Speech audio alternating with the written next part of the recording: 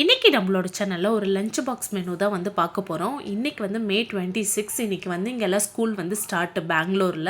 So நம்ம ஊர்லலாம் ஜூனில் தான் ஸ்கூல் வந்து ஸ்டார்ட் பண்ணுவாங்க. பட் இங்கே வந்து மே எண்டுலேயே வந்து ஸ்டார்ட் பண்ணிடுவாங்க. ஸோ கிட்டத்தட்ட ஒரு 1.5 மந்த் கழித்து வந்து குழந்தைங்கலாம் ஸ்கூல் போகிறாங்க.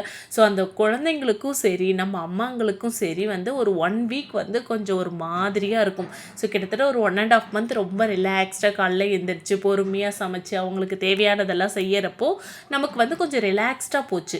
பட் இப்போ வந்து திரும்பவும் ஒரு ஹரிபரி லைஃப்க்கு வந்து நம்ம வந்து வரப்போகிறோம் அப்படிங்கிறப்போ வந்து அந்த ஒரு 1 வீக்குக்கு வந்து நமக்கு வந்து ஒரு மாதிரி கஷ்டமாக தான் இருக்கும், குழந்தைங்களுக்கும் சரி நமக்கும் சரி. பட் வேறு வழி இல்லையா, நார்மல் ரொட்டீனுக்கு எப்போவுமே வந்து தான் ஆகணும்.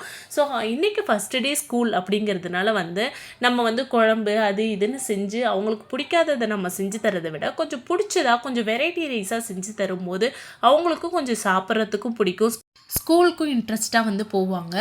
இங்கே ஸ்கூல் டைம் பார்த்திங்கன்னா மார்னிங் 8 to 2:30 தான் வந்து ஸ்கூல் டைமு. இங்கே வந்து 8 o'clock ஷார்ப்பாக கிளாஸ் வந்து ஸ்டார்ட் பண்ணிடணும். 7:45 வீட்டிலேருந்து வந்து கிளம்பிடுவாங்க.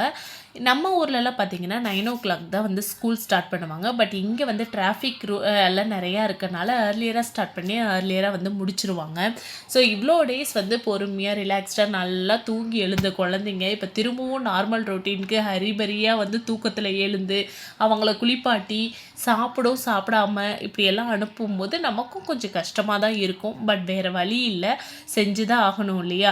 அதுவும் மார்னிங் 7:30 ஒரு குழந்தை பிரேக்ஃபாஸ்ட் சாப்பிட்ணும் அப்படின்னா ரொம்பவே வந்து கஷ்டம்தான். பிகாஸ் நம்மளாலேயே வந்து ஒரு 7 மணிக்கெல்லாம் வந்து நம்ம பிரேக்ஃபாஸ்ட் சாப்பிட்ணும் அப்படின்னா நமக்கு சாப்பிடவே, ஏன்னா அப்போ தான் வந்து ஒரு காஃபி டீ வந்து குடிக்கிற டைமு. பட் அப்போது வந்து நம்ம பிரேக்ஃபாஸ்ட்டே சாப்பிடு அப்படிங்கிறப்போ அவங்களுக்கு வந்து பசியும் எடுக்காது. பட் வேறு வழியும் இல்லாமல் வந்து அவங்கள வந்து சாப்பிட வைக்கலன்னா நமக்கும் வந்து மனசு ரொம்பவே ஒரு மாதிரியாக இருக்கும் இல்லையா. குழந்தை சாப்பிடாம போச்சுன்னா ஐயோ அது எப்படி பசிக்குமா பசிக்காதோ அப்படின்னு நமக்கு வந்து நினப்பு பூரா அதுலேயே தான் இருக்கும். ஸோ சாப்பிட வைக்காமல் அனுப்பவும் முடியாது. அட்லீஸ்ட் ஒரு ஹாஃப் தோசை ஹாஃப் இட்லி அந்த மாதிரியாவது சாப்பிட்டா தான் கொஞ்சம் நமக்கும் வந்து கொஞ்சம் இதாக இருக்கும்.